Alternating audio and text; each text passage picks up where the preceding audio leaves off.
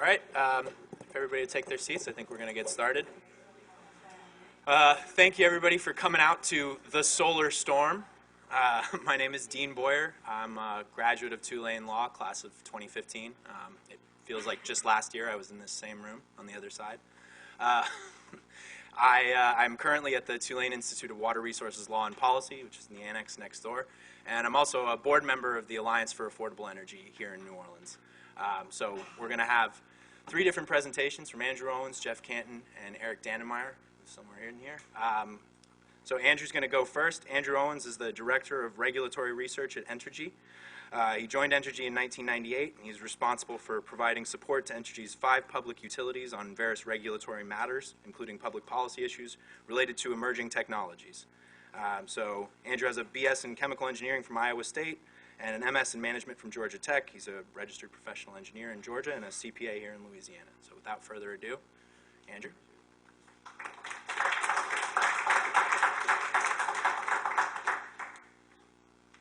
Is everybody doing well this Saturday afternoon? Beautiful day, and we're all in here. So hopefully we don't make it too boring on you. The title Solar Storm I thought a little bit about, and certainly didn't want something like that on my slides. So we'll probably talk throughout as to the meaning behind it and where all of us are coming from in our perspectives. The one thing I did want to add, and I think I can point, or I'll try to talk to both sides of the room.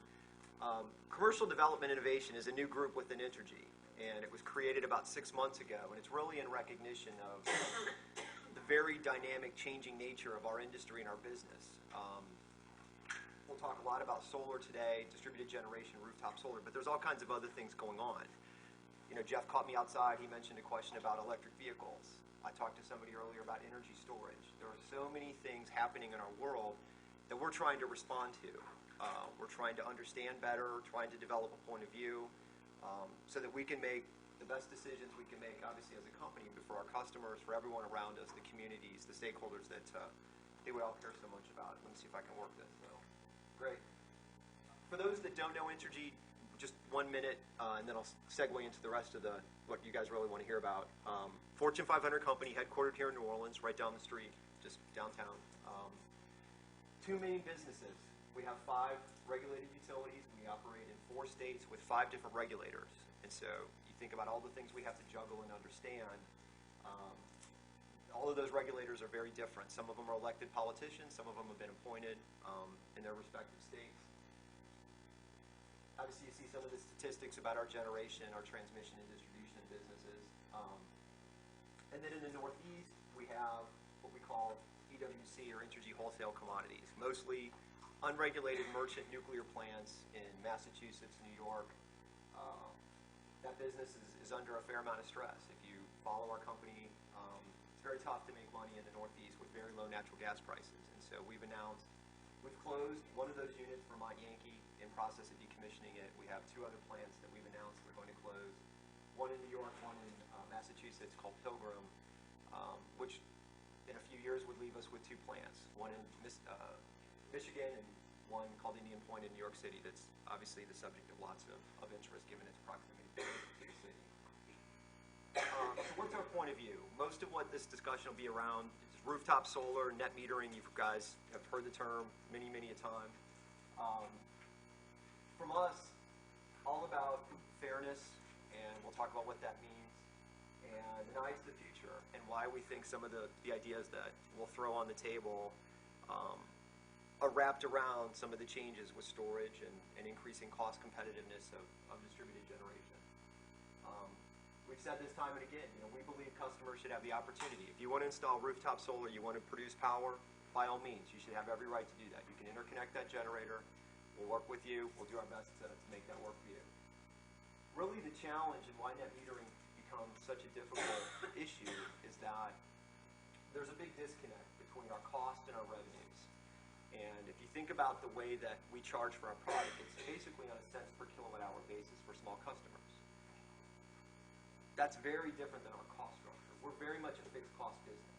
Whether we sell 1 more kilowatt hour, 1 less kilowatt hour, think about all the assets behind that, the generating plants, the transmission lines, transformers, wires, none of that goes away. If you think about other services you guys take, cable TV, Anybody here is a homeowner, or as your apartment, you pay for cable TV. They're also a pretty big fixed cost business. Do you guys get to pay by the minute or by the hour or a la carte? No, I just want ESPN. I really don't want all this other crap. You know, these shopping channels and all this random. No, you don't get to do that. That's not the way their businesses work.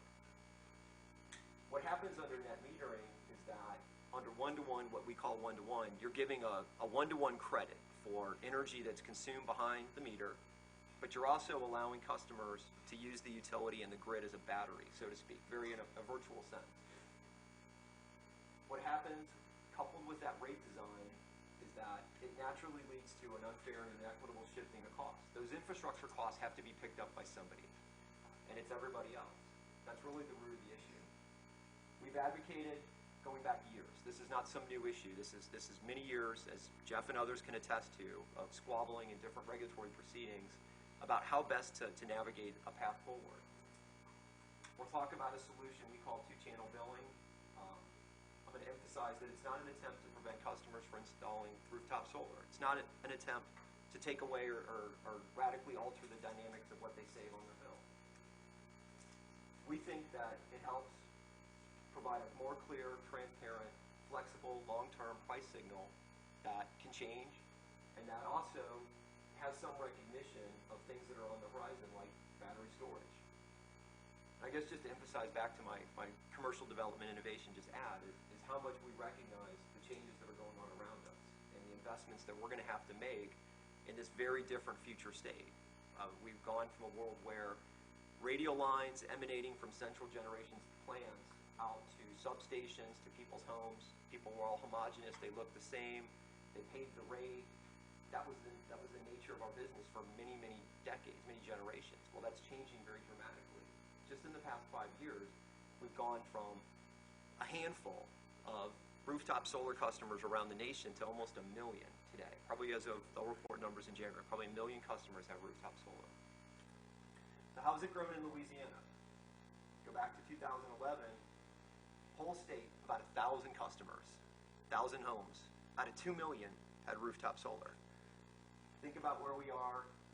I'm making an estimate for the end of December, something like 22,000 homes, a little more than 1%. But it's the growth rate, if you look at it, how rapid 2013, 14, 15, that's changed. Here's New Orleans. Every one of those dots represents a rooftop solar system in our service area. You look at where you are right now, and again, I don't have my laser pointer, I don't know how it works, but see where we are, you see Albert Park, you see all around us, you see areas in eastern New Orleans, across the river, Jefferson Parish. The only areas that are white are parks or things where you don't have people living. How about the rest of the South? I talked about Louisiana. I'm estimating 22,000 systems. What's remarkable about this, to me, if you think about it, is all these other states, Louisiana, with its population of roughly 4 million, has more rooftop solar than all these other states. If you think about the growth rate it comes back to, one other thing, point out on the table at the bottom, that average rate. You have an average rate in Louisiana, this is statewide, so this is not just our utilities, it's all the utilities in the state, of just under 10 cents a kilowatt hour. Yet, take a look at North Carolina.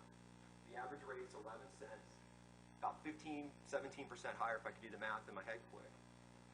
North Carolina's population is more than double. I think 9 million people, 9.5 million people live in North Carolina. You have a little more than 3,000 systems. I'm sure Jeff will talk about the tax credits. I'm not going to, but that's been the big driver, the big difference in these states. There are states that have had policies around incentivizing, making the economics work, versus states that have not. Well, where does New Orleans rank? Some people are blown away when they see this, and we actually were interviewing people the past couple weeks. We're trying to hire people into this group, and we brought people from all around the country. And I've had a couple people just almost jaw drop when I talk about New Orleans. They had no idea. Is that because we're a flyover state? Nobody outside the coast really pays attention because we haven't been in the news? I don't know why. But it's interesting if you think about a couple things on the chart. Obviously, the Hawaiian utilities are way beyond. Why? Go to the far right. Island communities, customers don't use as much electricity because it's a very temperate climate. look at the retail rates, what people pay for electricity. That's 3 to 4 times what somebody's paying here in New Orleans.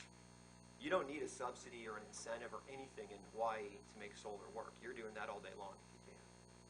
Well, what about outside of Hawaii? That's unusual. It's an island, totally different. Well, you got California, 2 utilities, big utility, and then Entergy New Orleans, ahead of Arizona, ahead of Colorado, San Diego, all these other areas. Go back to that map showing all the penetration. So if you think about it nationally, like I said, there's about 1 million. This shows 920,000. Again, they add a lot of systems per month, so we're not far off of 1 million. About 5,000 megawatts of generation. In the U.S. today, we have 1 million megawatts of electrical generation. So about 0.5% is now represented by rooftop solar, from 0 5 years ago. So switching gears into the regulatory proceedings, I know you guys are all either lawyers or in law school, want to be lawyers. I put these slides in a certain order, and it really is representative of where we are in 3 of our 5 jurisdictions that we do business. So here at the City Council, we have a current set of net metering rules that provide, as I mentioned, the 1-to-1 retail credit. Unlimited carryover means whatever you generate, if you don't use, you get to carry forward on your bill into the future and use it at some future date, as if you're banking it or, again, we're a battery. Some system size caps, no cap on overall participation. So if the City Council were to do nothing, theoretically 100% of our customers could have rooftop solar at some day. But of course, you have people in apartments, you have people that live in the central business district, you have people with shady properties, they're not going to do that. From a regulatory perspective, we filed comments about a year ago, actually, with a recommendation in the hopes that we would start this process, a dialogue with the City Council, the advisors, which are the consultants to the City Council, and then all the other parties. We've got a long procedural schedule, number of events that will lead to some kind of decision in the 2017 timeframe if the schedule holds up. Lots of stakeholder input. Depending on what ends up happening, if you follow the last bullet, that may be a decision that takes effect immediately. It may be a decision the City Council says, in your next rate case, whenever you file that Entergy, here's what we suggest you do. And so this is not anything that's changing imminently in New Orleans. This is several years in the making. How about Louisiana? This one is in a transition mode. So I'm putting up what the current rules say. Similar to New Orleans, similar system sizes. One big difference, though, is that several years ago, the Commission adopted a cap on net metering, and it was language that made its way into an order on a totally different issue. They were looking at a particular project that somebody wanted to go beyond that 300 kilowatt limit, and a paragraph got added at the end of the order that I don't remember anybody even noticing or paying attention to.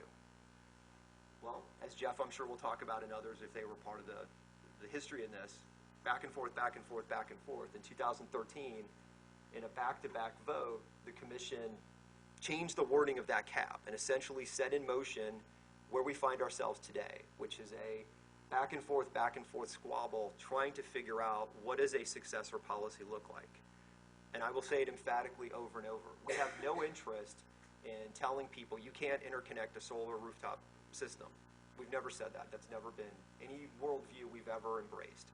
We have tried every which way, 6 ways to Sunday, to find a path forward that addresses these issues, begins to address this growing concern with inequity and the costing and the shifting of cost. While I said it's in a transition,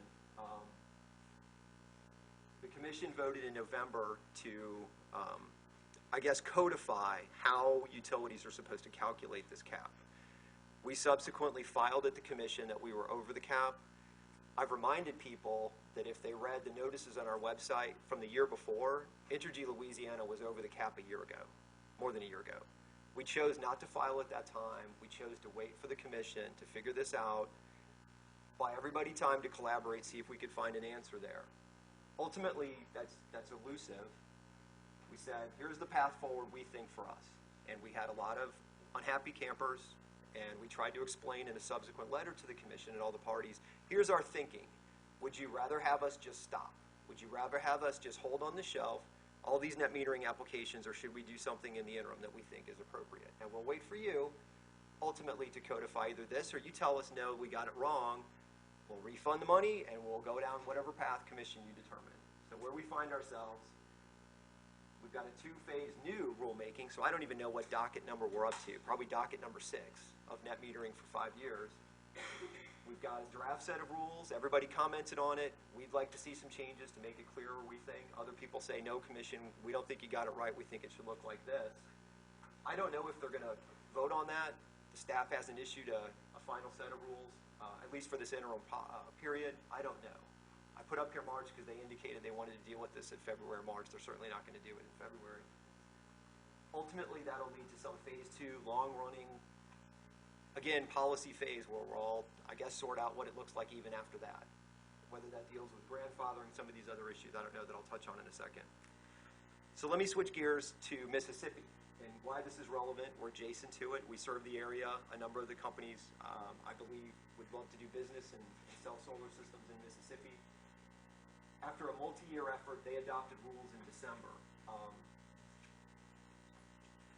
couple things to point out that are really unique about Mississippi and the rules they adopted. From my perspective, and this is just my 2 cents, I think they really tried to find something in the middle. Rather than this polar, we're going to pick the utilities view of the world or we're going to pick solar advocates view of the world, what is some balancing of interest that we can manage?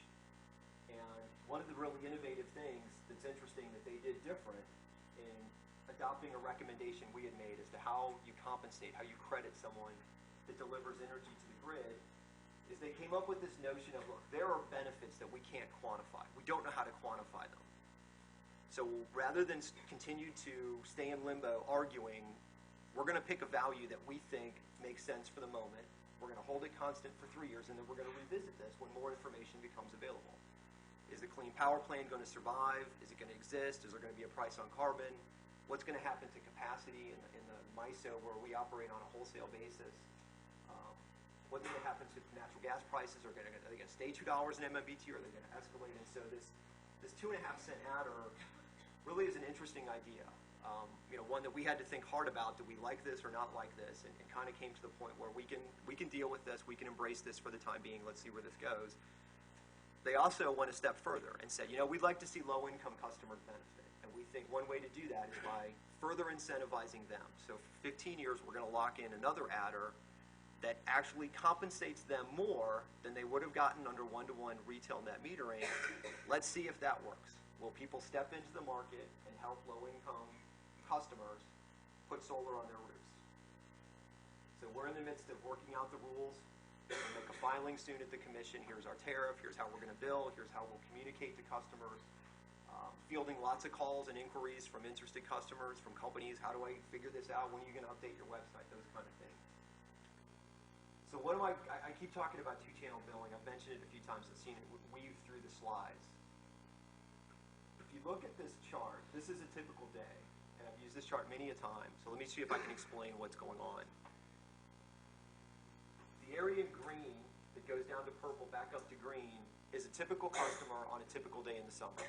So you see early in the morning, they get up, go to work. Throughout the day, it gets hotter. Their AC unit's kicking in. They come home from work, they're washing dishes, they're turning a dryer on, doing things that lead to typically peaking our system around 5, 6, 7 o'clock at night on a summer afternoon. During the day, as their solar system is producing, it peaks zenith of the sun, middle of the day. At that point, in this particular day, they're exporting to the grid about a kilowatt hour and a half. The only thing that the proposal we have talked about for years on end is that area in purple that's delivered to the grid. All of the, or it's supposed to be yellow, it's a little funky on the screen, it's better on this one. They're still receiving a retail credit. If they don't deliver that export to the grid, they're not using the grid as a battery, more power to you. You want to put a battery in your system, you want to soak that up, you want to use it yourself, you want to change your load shape, do all those things. This proposal doesn't affect you if you choose to do that. This is a very complicated chart showing two different worlds. This is Mississippi, and it's comparing, once that ruling came out, we quickly scrambled to figure out, well, what would the billing have looked like if the rules had been one-to-one net metering versus what the Commission adopted? And if you've ever looked at your utility bill, I will be the first to admit it's pretty cryptic. You're going to have categories of things. If you went to our website and said, you know what, I don't trust Entergy. I used 1,000 kilowatt hours. I'm going to prove to myself that I owe them $94. I would say it'd be fairly difficult for you to figure out where all the moving pieces are to get to $94. You could probably get pretty close. And that's not me saying, gee, we're being unfair to you or making anything up. It's just, there's a lot of complexity in utility tariffs. This is Entergy Mississippi's tariff. You see, we have 5 riders that are acronyms that deal with different elements of the cost of our business.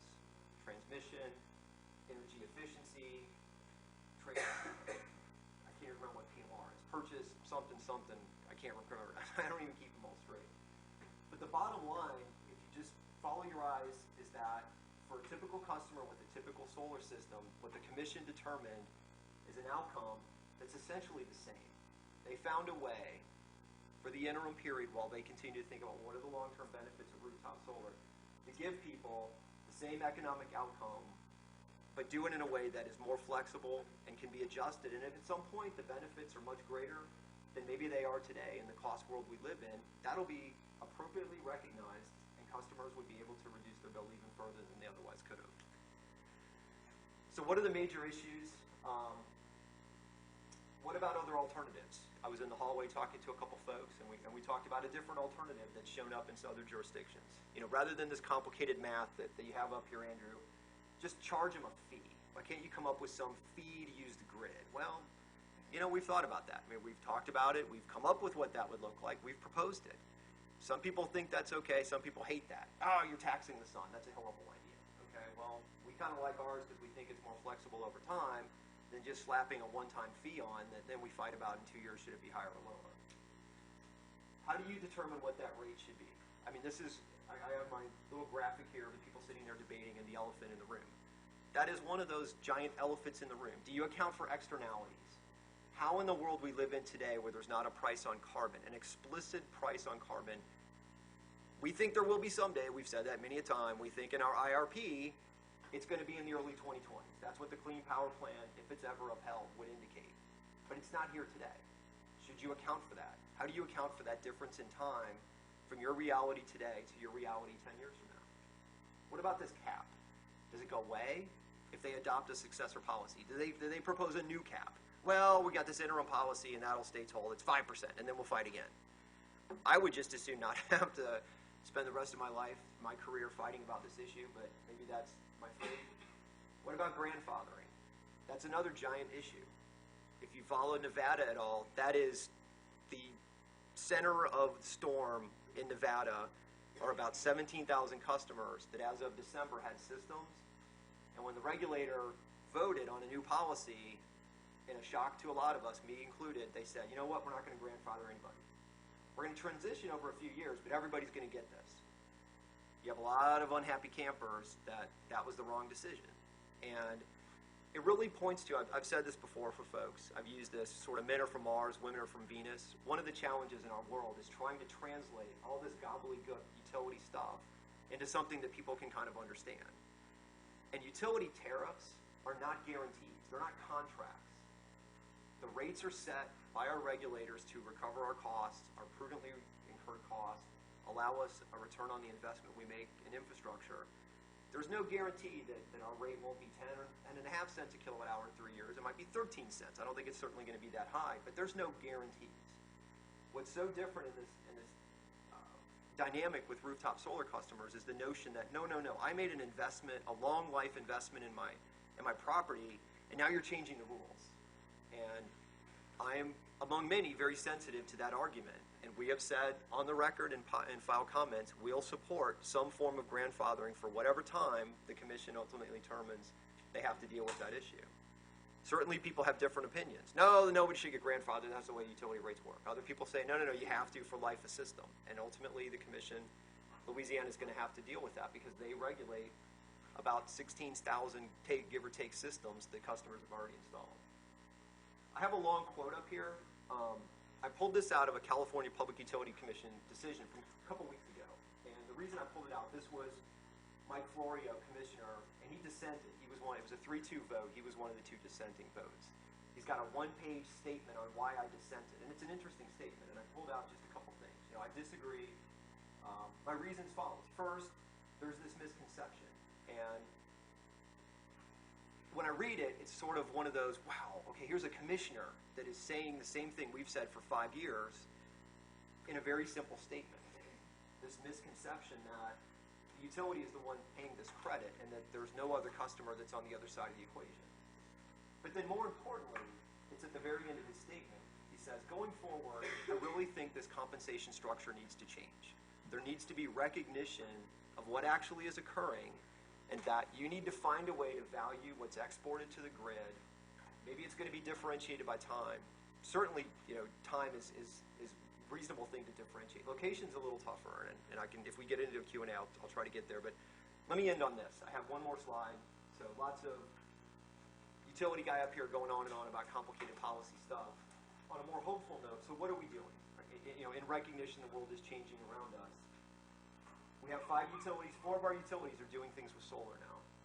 Entergy Arkansas, we've got an 81 megawatt solar farm that is being built for us by NextEra. That's a subsidiary of Florida Power and Light. That's a 20-year contract for a very large project that hopefully will be online in the next year. Entergy Mississippi has some small projects. They're testing thin film technology.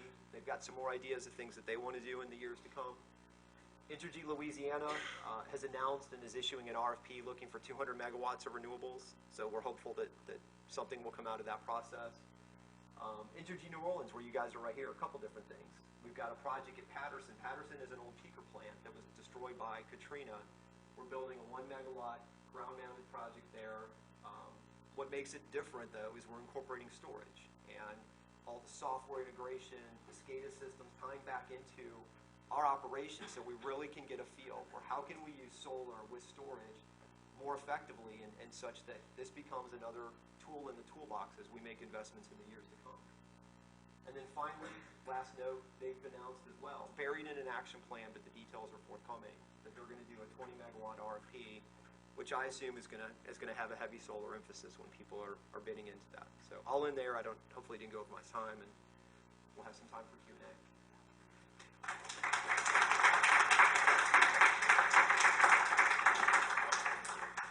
All right, thank you very much. And in this corner, we've got Jeff Canton. Jeff is the president and owner of Solar Alternatives. He's also the president of the Gulf States Renewable Energy Industry Association, which is a renewable trade association. Jeff has a degree in electrical engineering from Rice University, and I'll let you take it from there. Thank you.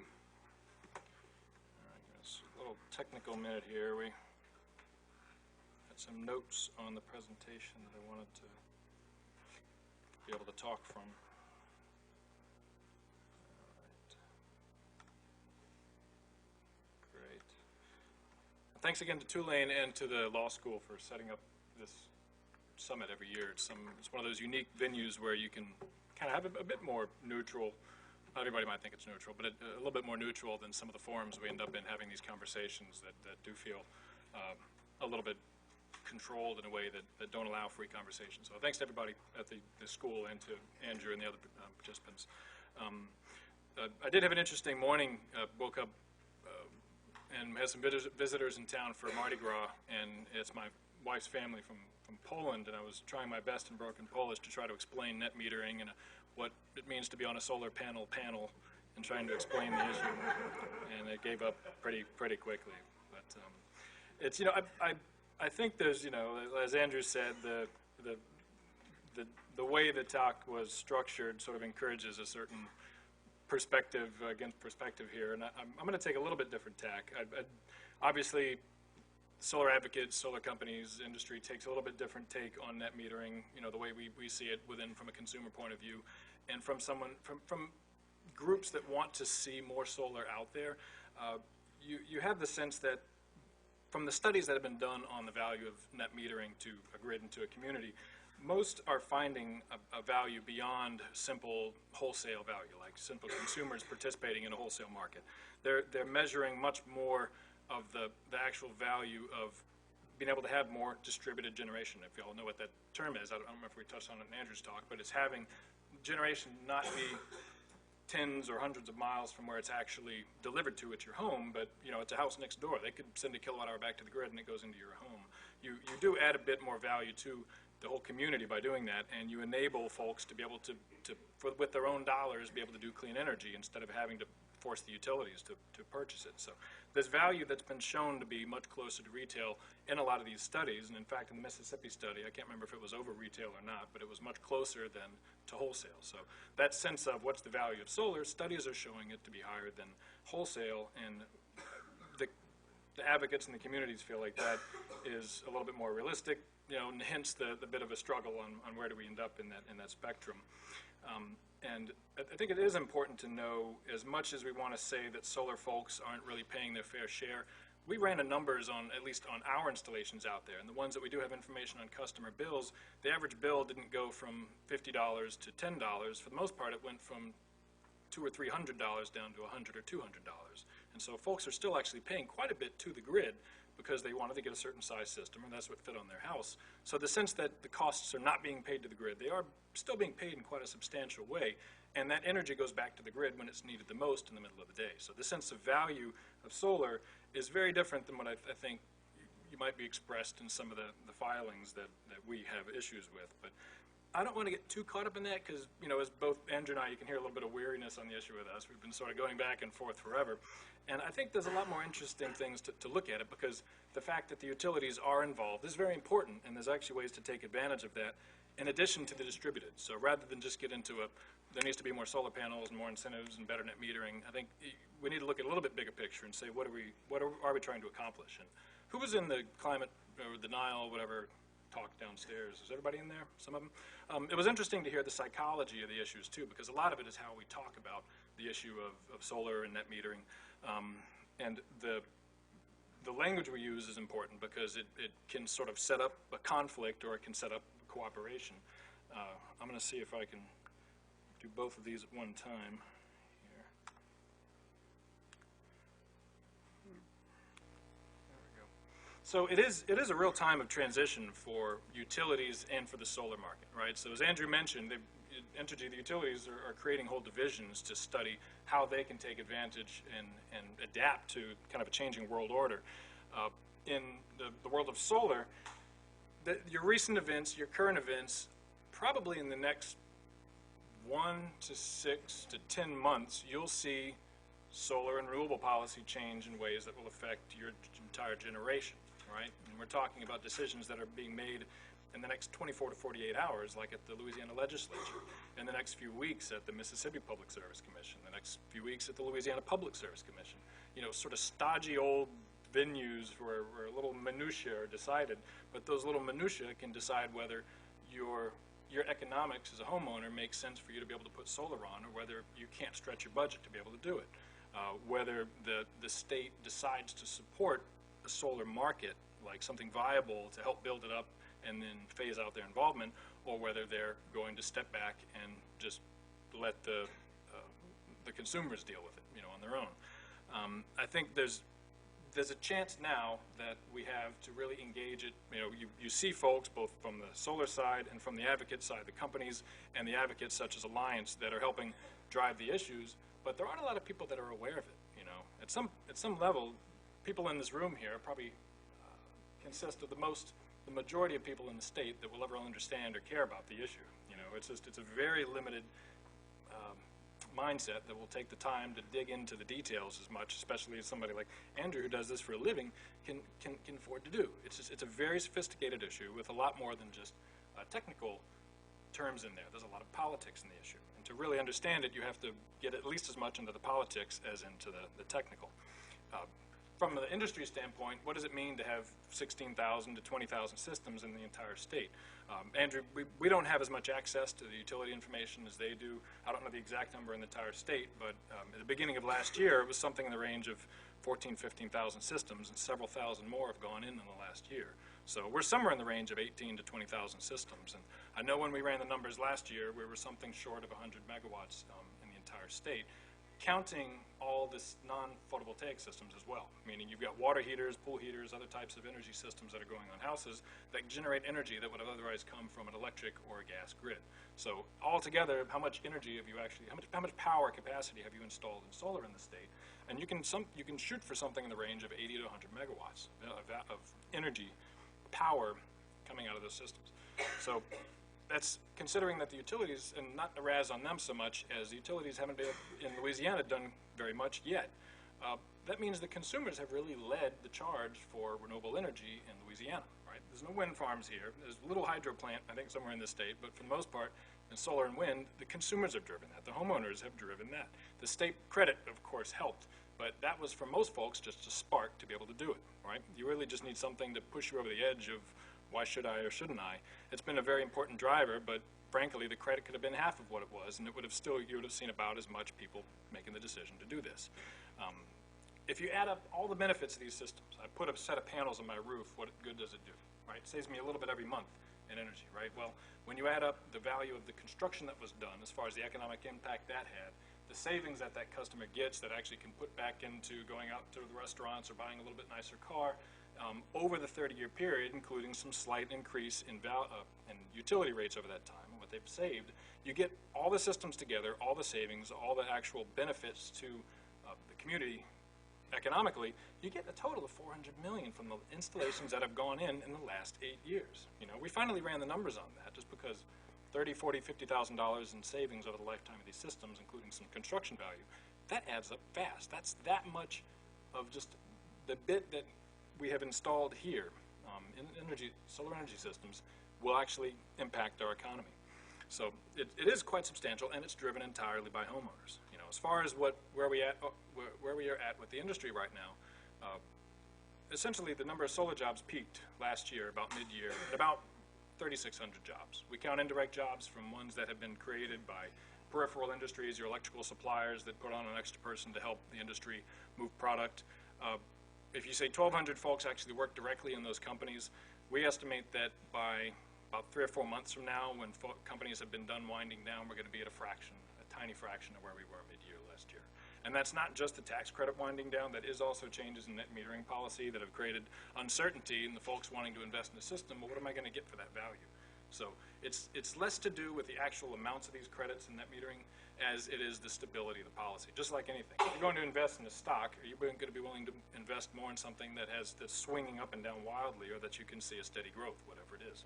So that instability has caused major problems for industry, and as a result, you're going to have a lot less options for being able to do solar, work in solar, or see more solar going onto your grid, because fewer people are going to want to do it.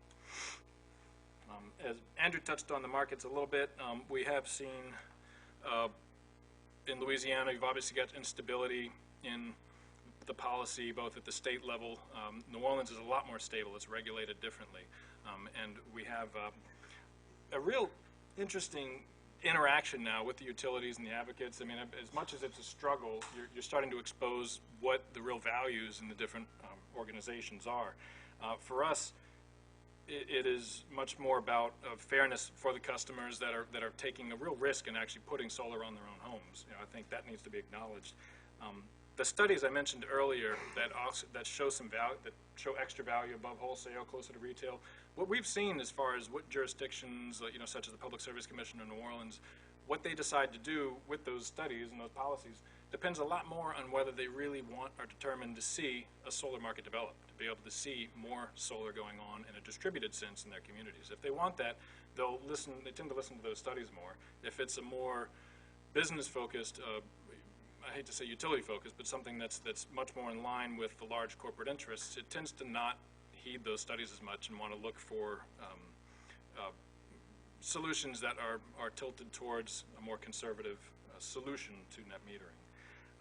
I think it is very important to give Entergy New Orleans credit for what they have done so far, and their approach to net metering has been much more cooperative, I guess you could put it, than in other jurisdictions, and they have actually invested in utility solar. So that's something that no other utility in Louisiana has really taken the stance on. So they do need to get a decent amount of credit for that. I think in Mississippi as well, it's incredible, really, that you have one of the most conservative states in the union actually put out a net metering policy. We call it light because it's not exactly retail, but it's a much more amenable and consistent policy than they've had in the past, and they did it through a fairly straightforward process, right? They took a lot of input. They took the utility input, the industry input, and they came out with a solution that, although Neither group liked it terribly much. It was probably a good starting point for them, for their market. Now they're determined to see their solar market develop. They may change it in the future, don't know where, but at least for now, it lets Mississippi get started in net metering. Mississippi also has actually invested in, as a state, in a lot of renewables. They actually have upwards of 100 megawatts either, and Andrew can correct if I'm off, because we're not quite as privy to the information, but they have about 100 megawatts or more in the planning stage or already deployed as a total in the state, including the co-ops, which have, as much as they're fighting against net metering, they're actually scooping up the utility scale projects because they see the value for themselves as far as being able to offset some of the peaking costs, especially that they have to pay to the who they buy the power from, the energy, which is the larger utilities.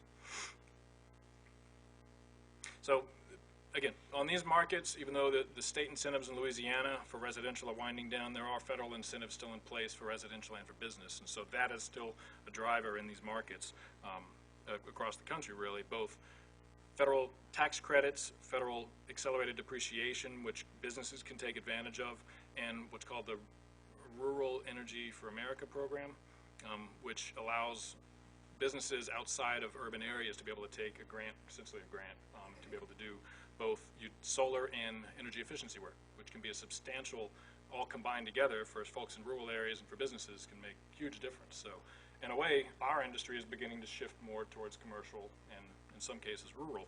So you won't see solar disappear so much as a result of tax credit changes, but it will shift in a way that is in some ways very painful for a lot of the companies because they're not necessarily geared for it. And you know, we talk a bit about costs. I hate to see us get too tied up in minutia of utility rates because the costs are, as we know from just looking around us in a winter, what is it, February, mid-February, and we're kind of wearing shorts outside again.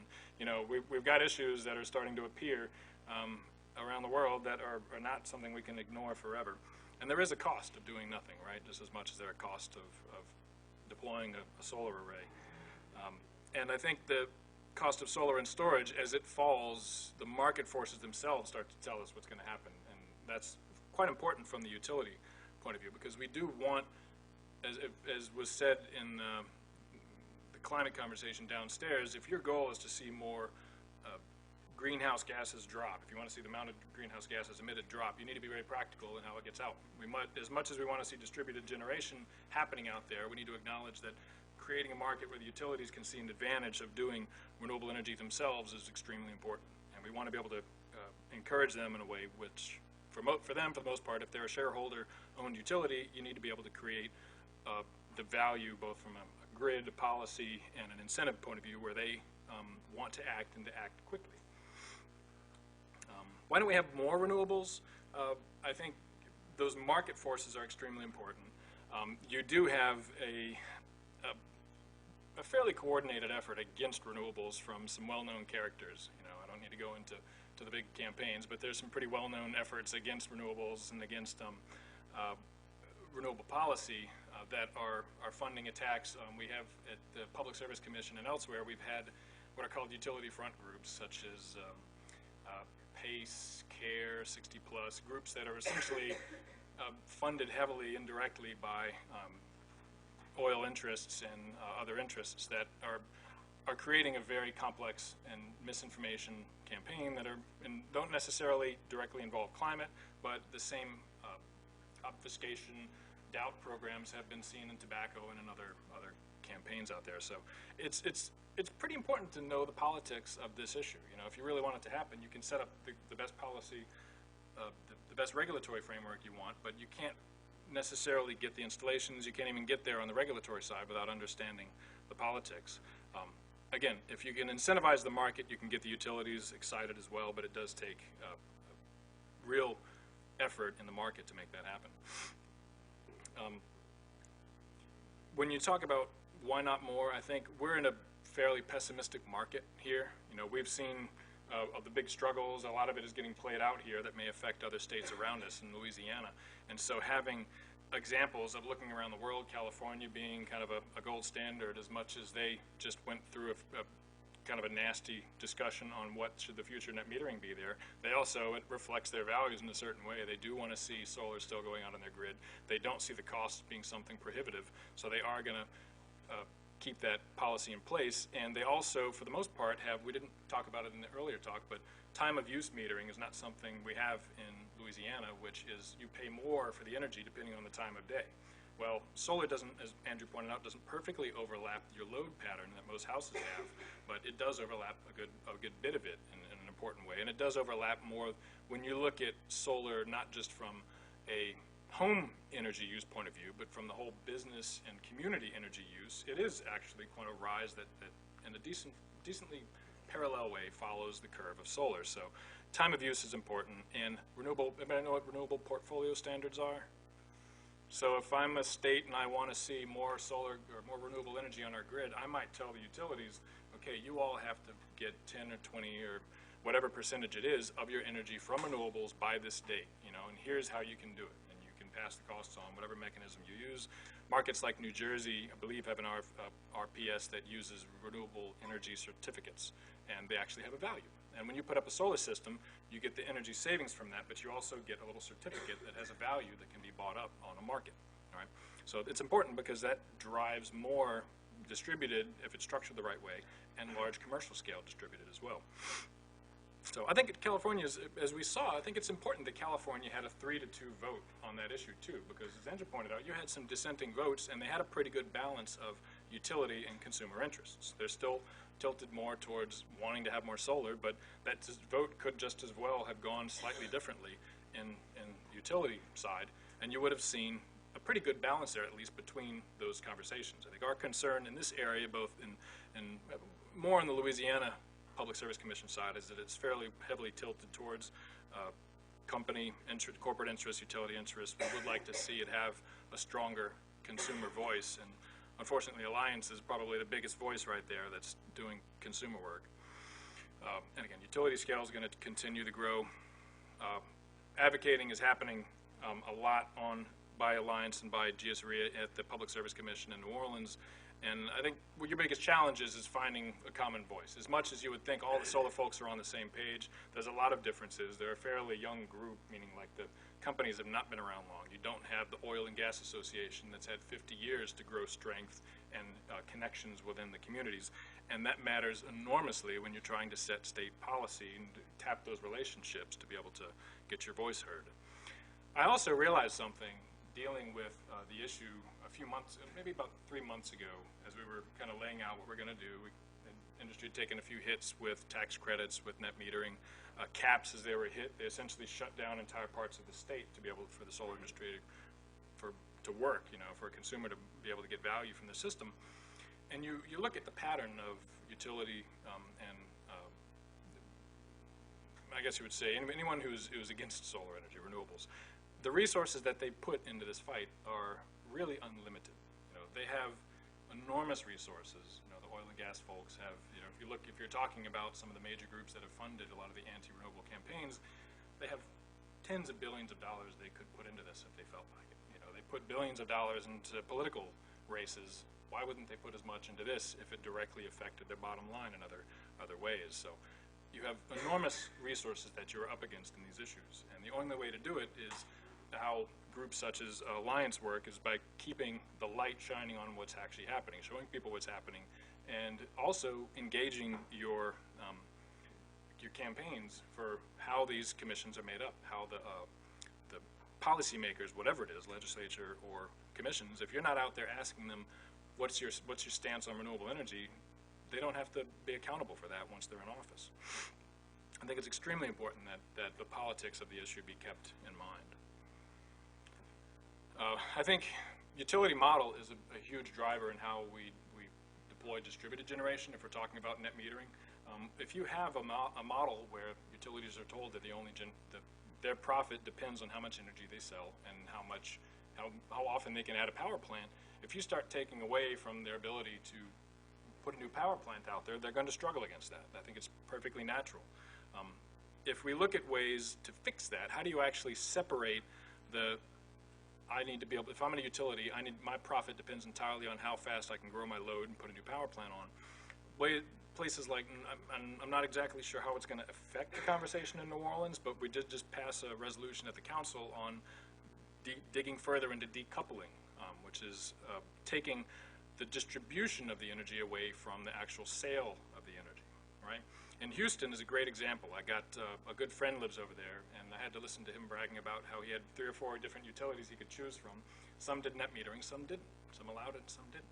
So imagine if you had the choice of your utility, and you could pick your policy based on whether it fit how you wanted to buy your energy and what was important. Maybe you didn't care about solar, but you got a little bit lower rate if you didn't do net metering. But you could do net metering, and then you had to pay a little bit more for your energy.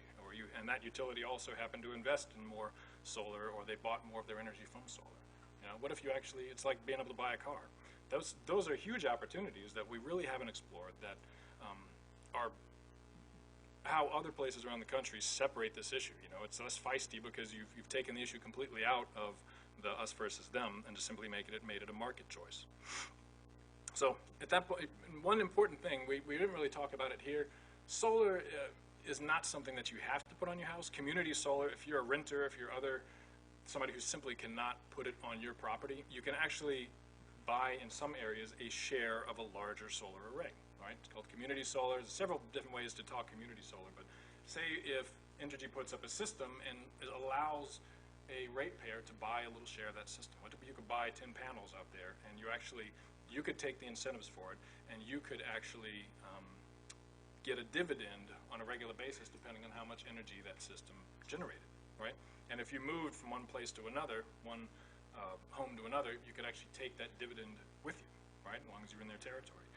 So there's different models for community solar, but that's one way that it works around the country that does not, again, puts you up against the utility, but makes them a partner in the sense that they're selling a service that you can take advantage of. So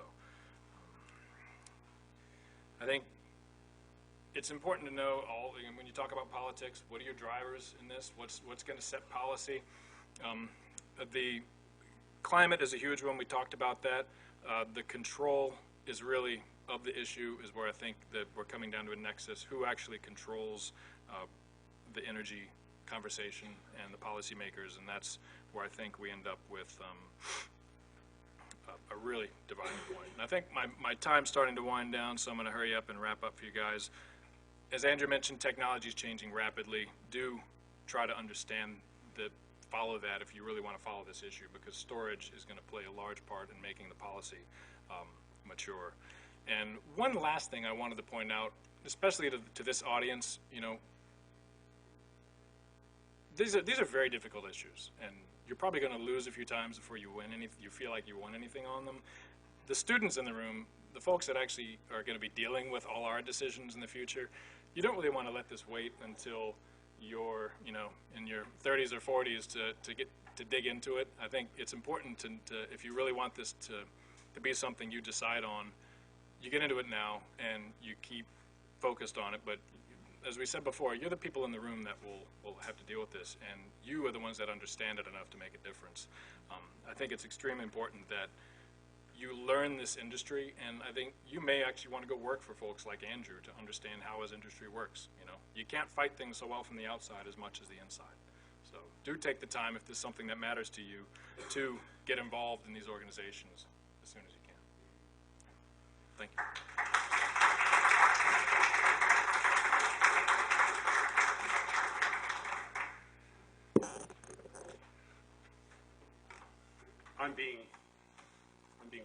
I'm about to be broadcast, and while that starts, I'm thinking of the last Star Wars, where one of the stormtroopers takes off the helmet and joins the other side. I mean, is that what you meant by this?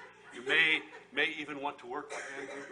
And whereas Andrew did not want to embrace the solar storm, and I can see why you wouldn't want to put that on your slide presentation. According to your first slide, less than right now, presently, about 1% in renewables, and it's all wind, and you're just starting to get into solar. I decided to embrace the solar storm, in part because there are a lot of cool graphics that go along with it, and I've learned some new features of PowerPoint. So you're going to see a lot of solar flares and solar storms, okay? And I was asked to give a national perspective of this idea. What's happening nationally? What's the importance of solar nationally? And you really can't do that without also playing around with talking about state, because a lot of this is state by state. So I'm going to give a bit of an overview. Thank goodness I'm last, because some of what I would have to provide as background has been provided. So I'll rip through this. This you know, right? Although I just heard that because of the uncertainty in the market, some of these trends are not going to be hockey stick graphs anymore. They're going to flatline for a while. But these numbers, and if I actually had an ability, because I don't have my, but do the math, U.S. solar workforce from 2006, an 8-year period to 2014, has gone from, what, 18,000 to 175,000, 8-year period. This is job creation, right? Job creation. Investment in installations.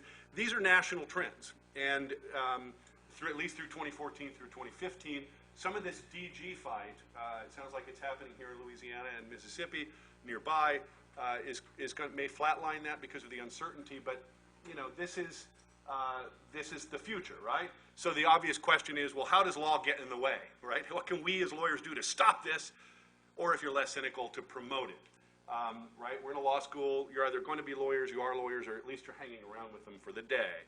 So that's my question, and to really answer that, you need a few basics. As I said, good news is we've heard a lot of it, mostly the small. Well, look, solar is either going big or small. It's either going to be solar fields. Andrew calls it solar farms. In Texas, I think they call them solar ranches, where they have the brands and everything. Solar fields, what? Large solar installations that are invested in the way that utilities have traditionally invested in large power plants. Of course, the problem with that is you usually have to move them pretty far away from the populations. You need really long extension cords, so you create a transmission problem. As wind is perhaps a little worse because the availability of a wind field is going to be further from population. You can put a coal plant across the river, across the street, middle of downtown. Turns out not a really good idea because of particulates, but we did that. When you start dealing with renewables, you've got to put them further from population centers. And that means transmission lines, and that creates other legal problems. Or you can go small, and we've been hearing a lot about so-called rooftop systems, distributed generation. There are some practical barriers, right? Periodicity, we heard about this. Storage is either needed, or you're going to have good electricity when the sun shines and not when it doesn't. I mentioned the distance of supply from demand, and then you've got this cost allocation concern. The way, at least nationally, or state by state, has national implications. When you do start running transmission lines, like really long extension cords, through one state to get to another, you have these consequences. We just saw it in Missouri in December, where the Public Service Commission denies the transmission project because, well, and that's a wind project, but it's the same concept. You're moving the electricity from one state through Missouri to another. Since there's no benefit for Missouri citizens, the state regulator has essentially no legal grounds to approve the doggone thing without some other legal overlay. And so that creates a bit of a cost allocation challenge. There are also practical barriers. I think you've seen some of them today, and you can certainly imagine them, right? We're really invested in other technologies, massively invested, and that creates an investment bias, right? We've got all of our engineers are coal engineers or natural gas engineers. I mean, they're really good at boiling water and making steam, and not so good at these other technologies. So we're geared up for these technologies, and we're invested in these technologies, and we even may have a mentality in these technologies that leads to an investment bias and some political pressure, as we've heard alluded to. So how do we overcome these? Well, with periodicity, we can't do much, right? Sun's going to shine when it's going to shine. We can store, but battery technology just isn't at the point yet where we can necessarily store enough without putting a battery of batteries and filling your basement. It's not yet practical. Now, back up where I'm based at IU, we're on a joint campus with Purdue. There are some amazing engineering research going into battery technology. It may be the future. We may get there, but we ain't there yet. The distance transmission barrier, well, maybe some federal oversight, and there is some federal movement toward facilitating that. The economic political barriers, well, mixed success, right? We're hearing about the DG fight, the distributed generation fight.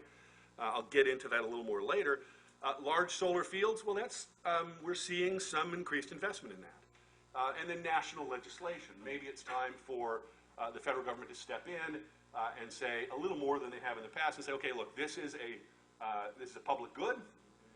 It's just as national highways were, and start backing it just like they back nuclear energy, right? Just like they back coal and gas energy with enormous subsidies, not the least of which is eminent domain, and I mean federal and state level support for these existing technologies that we're just seeing an inkling of at the federal level. Now, on the overcoming the economic barrier, large stations, you heard about some of the investments Entergy is beginning to make. Here are some of the investments at a national level in other states. And distributed generation, well, good, you've heard about this. I don't have to explain this concept. It's more economically viable, obviously, when you can sell your excess to the grid. And that's the fight. Right? If I'm paying for this system when I'm not using it, it'd be nice to make a few bucks off of it. And I'm thinking, you know, we should talk about this later. I want to talk to your patent guys. As I was listening to you guys, I was thinking, what about a technology that just allows me to shunt my extra to my neighbor? Like, can't I just so then there's no, I don't have to feed it in, I feed it over. Or maybe it's an extension cord. Just an extension cord. Yeah, I mean, just run a really thick extension cord next door. I know, I'm seeing heads shaking. We talk afterwards about that. I'll bet the engineers can do it. I just want to know that it's legal. Because then I don't need a feed-in tariff. I can charge retail to my neighbor, or retail minus a few pennies, right? I'm just thinking, see, this is why you come to these conferences, ideas. And anyway, feed-in tariffs are, really make it much more economically viable, right? And so this DG fight is important, or I won't say fight, dispute, the storm. There is now here's something you haven't heard. Yeah, large utilities are starting to invest in DG. We heard Entergy's looking at large ranches or farms or fields. Some large utilities are stepping up and saying, you know what? Just like the cable companies, maybe that's a bad analogy, but we'll put a solar collector on your roof and rent it to you. And, you know, we'll set up a cost structure, so guarantee the utility is going to make some money, and as long as it's good for the consumer, it's one way to get solar into place. And let me just be clear, my bias. I see solar as a public good. Just as 100 years ago, our leaders saw electric utility as a public good. And yeah, we did a lot of dumb things to get there, right? Flooded a lot of valleys, built a lot of dams. But when the public, when our elected representatives see a public good, if we can chase it in a way that's not harmful, then it may be worthwhile. So paying a little more, looking at these models. Now, there's been some pushback against this approach. Some, for example, companies that are busy building fields and trying to sell it, or putting collectors, you know, the independent, more independent collectors owned by the homeowner, might look at this as competition and say, oh, wait a second, now the big guys are getting in and muscling it out at our game, which is putting these individual units on rooftops. And I don't have a lot to say about that. I'd be curious whether there's any feedback here, but obviously that's a market challenge, right? It's competition. All right, so against that background, what's the federal and state response? Well, all right, you can read this on your own time. The federal government's been involved. The initial step was into water power. And then we amended the Federal Water Power Act to just embrace other kinds of power. And there have been subsequent amendments that have added various features.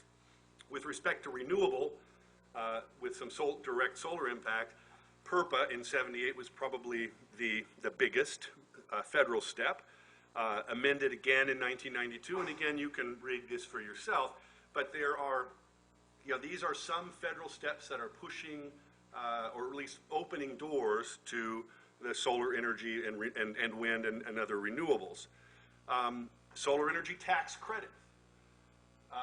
This obviously, was a big deal, drove a lot of the investment this past year because it was set to terminate at the end of the year.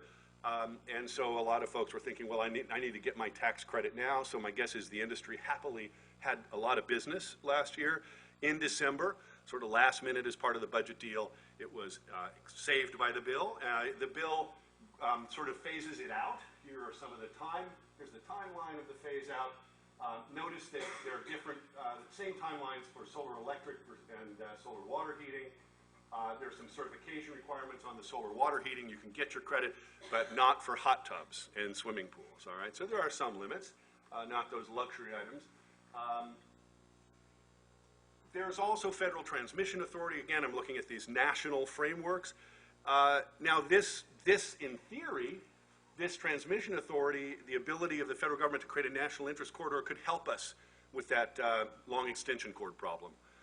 The problem of running from a source in one state through to consumers in another. So far, it really hasn't been deployed, but it's there and it's potentially available. To the extent that our national leaders start really stepping up and seeing this as a national concern, it's available. Another federal opportunity, a swing and a miss, as you may be aware, back in 2009, the Clean Energy Security Act, mostly a climate change act. Back when Democrats had the White House, the House, and the Senate, it was mostly a climate bill, but it did have, it actually would have embraced something like a renewable portfolio standard at a national level and started pushing for a minimum percentage of renewables from utilities. It failed. My recollection is there were only a majority of 59 senators willing to vote for it. It couldn't overcome a threatened obstruction effort from some on the Republican side, and the House leaders never put it to a vote, or rather the Senate leaders never put it to a vote in the Senate. So it passes the House. It has 59 out of 100 in the Senate, and it was withdrawn. And you know, after that, obviously the political winds changed, and no real hope for that federal legislation at this point. Now, state energy basics. Let me circle back around to sort of where we were, because you can't. I mean, as you can see, the federal game is just a small slice of this, right? This is mostly state stuff. States have traditionally regulated electric energy production. Now, the background, the history that you didn't have, at least from the presentations, you may know this, is that utilities are the children of the state. States saw these utilities as important good things and gave them huge public support,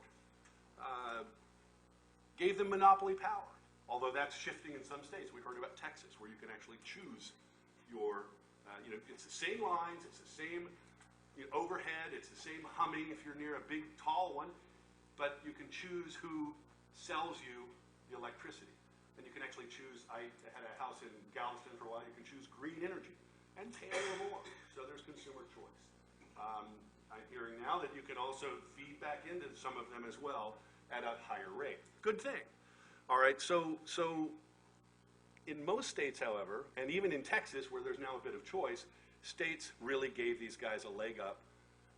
They said, this is a public good. We need utilities. By golly, I want my refrigeration. Nothing wrong with that. I want my air conditioning when the time came. Nothing wrong with that, in quotes. And so, right, they're children of the state. Lots of advantages. Eminent domain. Yeah, we'll let you run through that farmer's field. If he won't sell, by golly, we'll make him sell. Constitutionally protected. A rate of return, a guaranteed rate of return. Spend some time, if you've taken utility law class, looking at the cases that insist that utilities get a fair rate of return. Now, what does it mean exactly? Not clear. But the Supreme Court has said it may not be confiscatory. In other words, it can't be a taking. It can't be an expropriation. So whatever fight we're having about utilities making money, not making money, oh, don't make us buy at Wholesale Plus, ultimately there's a system that constitutionally cannot pin utilities to the wall. Ultimately, they're entitled under state law, under federal, the Constitution, to a guaranteed rate of return. Otherwise, all that infrastructure that's being used is in essence confiscated. It's a regulatory taking. All right? Now, in exchange for all these benefits, and in the nuclear field, my goodness, federal law provides insurance underwriting, so if there's a really big problem, a big accident, we all pay. The utilities, liabilities capped. So for all those benefits, monopoly power, eminent domain, insurance underwriting, guaranteed rate of return, we regulate the heck out of utilities, right? And utility lawyers know this. So it's, you know, it's the yin and yang. Now, just 2 issues left, and probably 2 minutes to do it. Renewable portfolio standards, you heard about Louisiana, you heard about Mississippi. It's interesting. I sat on a panel a couple years ago with Indiana's governor's chief environmental advisor, and he said, there's a trend nationwide, all these states, you can see them shaded, that have passed renewable portfolio standards or renewable energy standards, you choose your acronym, all these states that insisted a minimum percentage of renewables are walking away, backing away, turning their backs on this innovation. The guy's not very bright. Our governor's smart, I guess, but he hired a guy who's not very bright. 100 people in the room. I basically told him, that's not smart. It's not happening.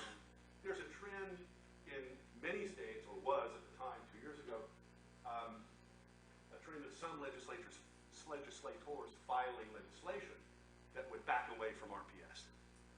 But the trend of actually approving that legislation doesn't really exist. 32 states of 87 bills, only 2 enacted. Now, that's 2015. Things can change. So pay attention, know the issues, fight in your legislature as well. Because yes, there's certainly a trend of people not liking renewable portfolio standards if they don't produce renewables. Because this is, again, competition. But in a study in 2015, of these 87 bills, it turns out that promotion of RPS was more common. All right, so there's one of the 2 fights, and then the GG surcharge. Okay, so this is probably, you know, the language is biased. I put it in quotes, solar surcharge. This is what it's claimed to be. When we start, well, now, actually in Oklahoma, as I understand the structure of the legislation, it would actually be a surcharge. Like here, if you want to use a feed-in tariff, pay X dollars up front. Here, I guess it's a different approach. But the real question, and this is a big issue in a number of states, the real question is, well, what's the fair rate? And that's in essence, so I've given you the national, I've brought it back to the local. That's in essence that these 2 guys are much better mannered than I am, right? They're speaking in much more careful terms. They're employed by companies that have to make a buck. I'm just a professor now, right? And we all know law schools don't make bucks anymore. So I can be a little more provocative, and I hope I can. Here's the fight. Here's the fight. It's been framed, I think, very carefully and very thoughtfully, both sides of it. I'm just here to remind you, number 1, that there's a national picture as well. There's national support for utilities and has historically been there. And number 2, utilities are a public good.